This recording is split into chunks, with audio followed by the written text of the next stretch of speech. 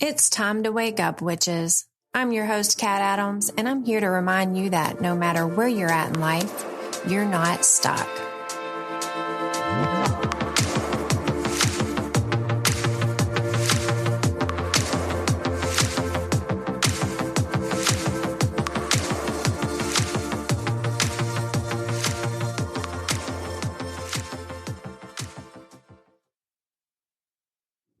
What a week. I'm recording this on a Friday night for once. I'm not recording it in the morning. Yes, I'm mentally fatigued and drained from work, but it's the only time I have to record it. So I'm putting on my big girl panties and I'm doing it. So if I sound tired, I'm so sorry. You're just going to have to deal with it this time. I'm still working on banking content. So I can take a little bit of a break next month.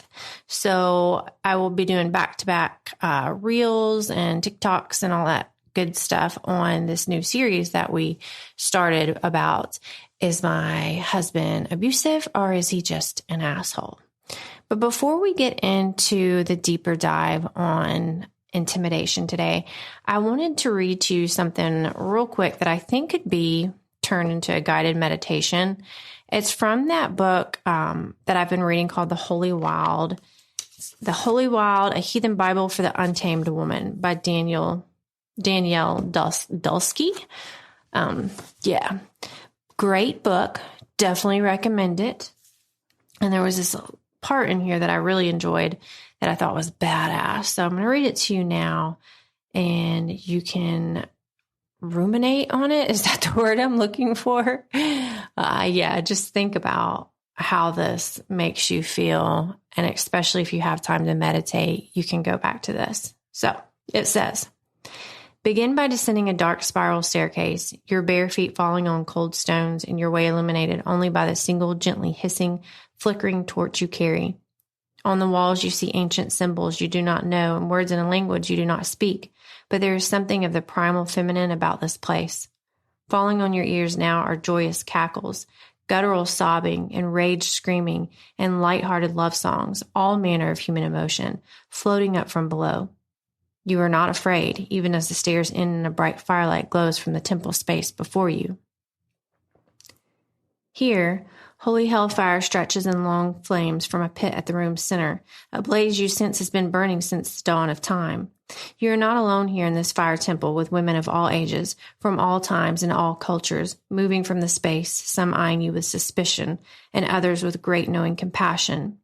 These are the keepers of the earth fires, and from among these holy priestesses steps the goddess of the underworld.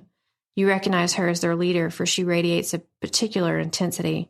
She has been to hell and back many times over, and she is no flower-crowned maiden of spring. Her skin is scarred, her hair is singed, and yet she remains unruined. There is only one way out of here, the goddess tells you. You look over your shoulders to find the staircase's entrance completely sealed with stone. You straighten your spine and hold your breath, waiting for her to gift you with her wisdom. You must leap into the flames and trust you will not burn. You must risk all you have in the name of your soul's truth. The goddess waves her hands to the crowd of women surrounding you. Many of these women have lived in this underworld for long years, whole lifetimes spent too afraid of letting their old selves die so their more soulful selves can be reborn. How long will you stay, priestess? The heat of the fire is overwhelming. Sweat runs in salty rivulets into your eyes as you approach the flaming gate, but you are sure-footed and committed to your liberation.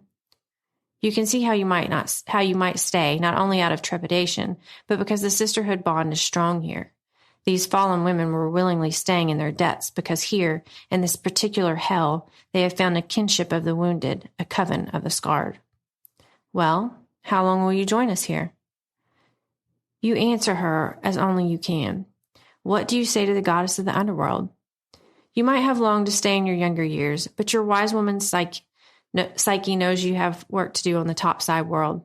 The goddess grins crookedly and nods in solidarity, approving of your brave-hearted resolve.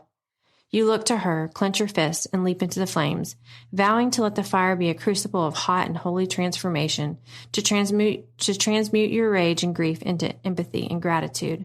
You are not sure how long you journey, for you remember a little of this scent, but you wake with newborn eyes open to a wider wilder world.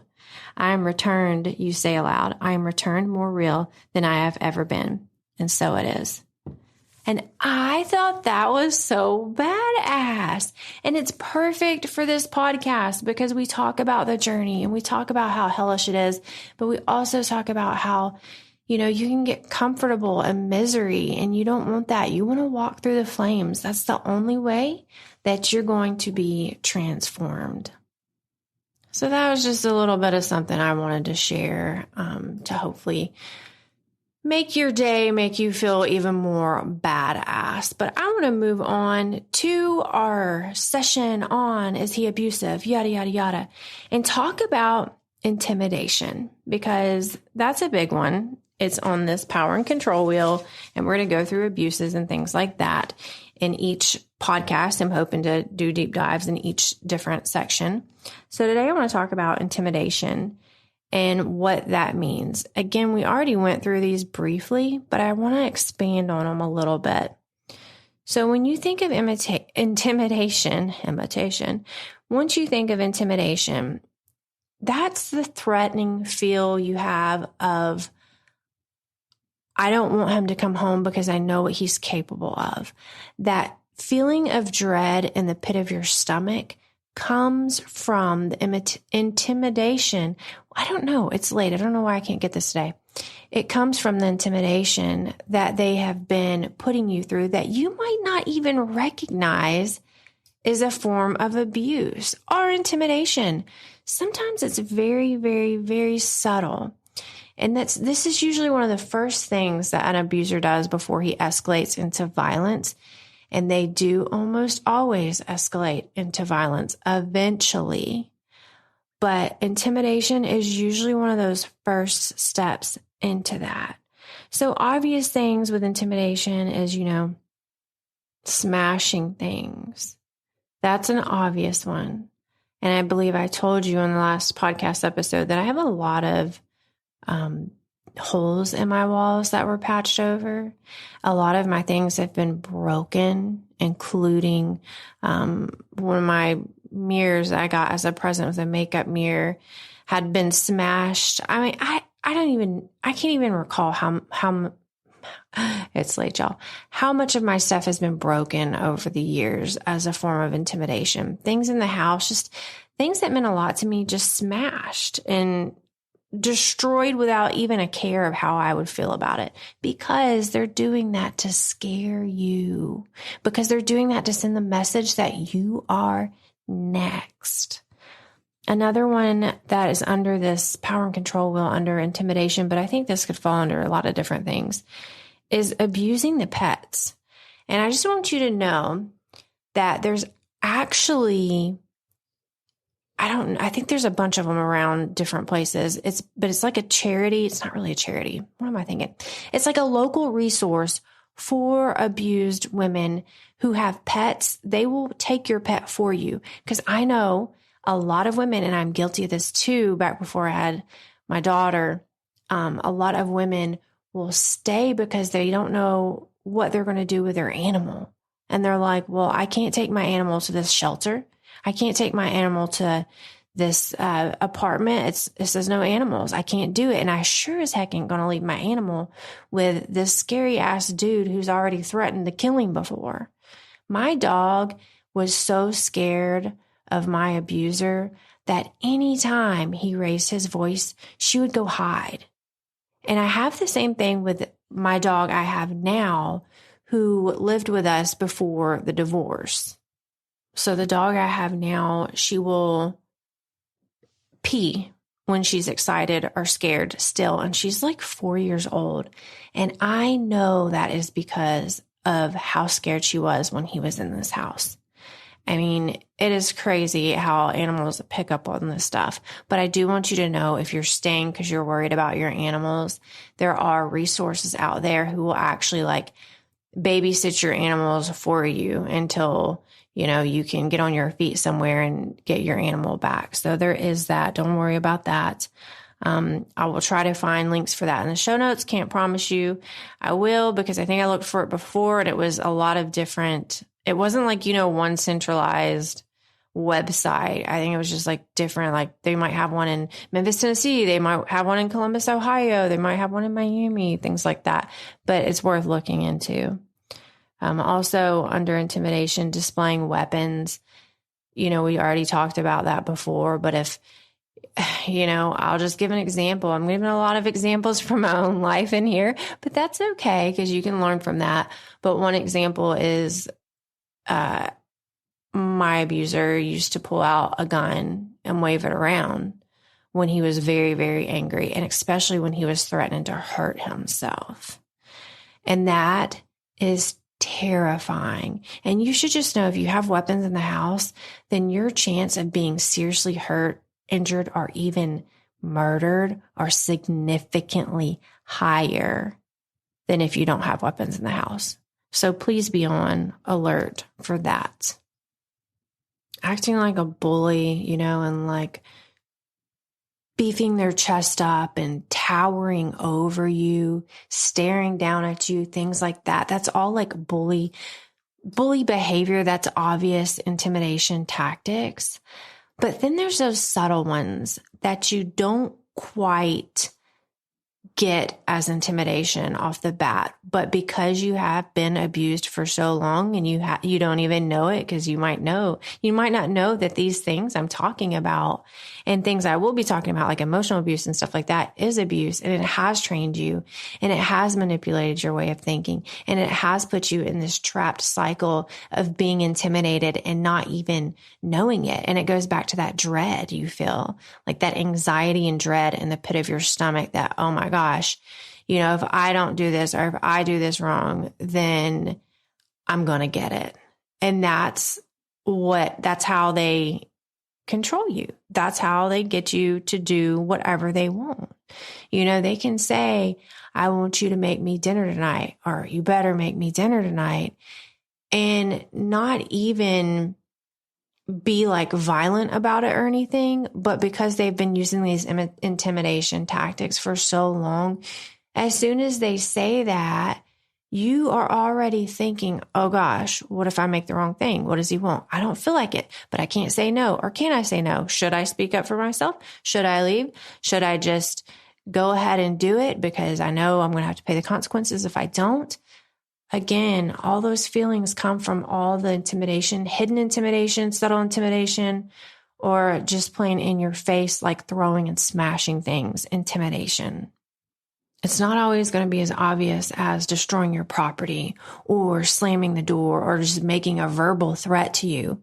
Sometimes he can just be sitting there and just glare at you across the room. And even me saying that, I just got like a triggering feeling in the pit of my stomach just thinking about how that used to feel. So all of those things are forms of intimidation that you might not recognize right off the bat, but it is a form of abuse. And if you're feeling that telltale sign of, dread and anxiety, then that really needs to clue you in on, is my husband an asshole or is he abusive? And again, I'm going to say this probably so much during the series. Does it matter? Does it matter? Do you want to be with an asshole? Do you want to be with an abuser? I would guess no, you don't want to be with either one.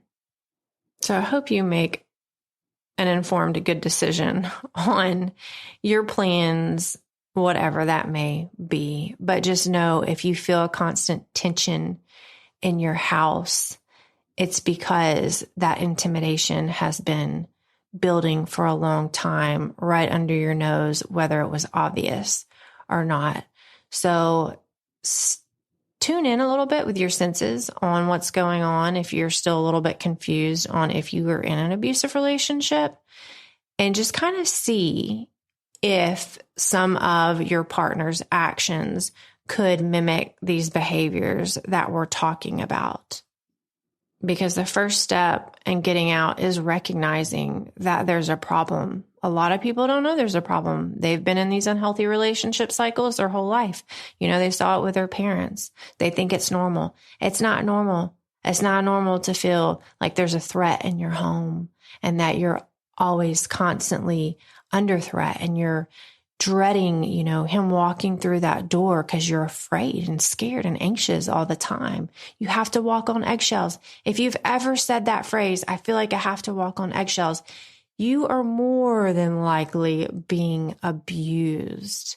That is another one of those telltale signs that you can tell I'm being abused if I feel like I have to walk on eggshells around somebody. That's all I got for today. I know these are going to be a little bit shorter episodes than you're used to because we have a lot of them to go through. And I wanted to give enough space and time to dedicate to each one of these abuses. Some will be longer than others, but this one, I do apologize that it's a little bit short. Also, I totally forgot. I meant to mention, if you do find that tension in your house, go back and listen to my episode on dark doo-doo energy and protect yourself from dark doo-doo energy. It works. I promise you it works. Oh my gosh. I know some of the stuff on this podcast is woo-woo, but it has worked so well in my life. Otherwise, I would not be spreading the word because I would be like, people are going to be thinking I am just crazy. And on one hand, I don't care if you think I'm crazy. But on the other hand, my whole mission in life is to help women get out of these situations any way I can. And if I can share some woo-woo juju that's worked for me, then I'm going to do it, because at this point, I know if you're listening to this podcast and you do feel stuck and you are in a toxic relationship, you will take any amount of comfort, peace, help you can. So definitely tune into that dark doo-doo episode. I think it was like episode 2 or something. I can't remember. And use some of those practices. I truly believe they are helpful.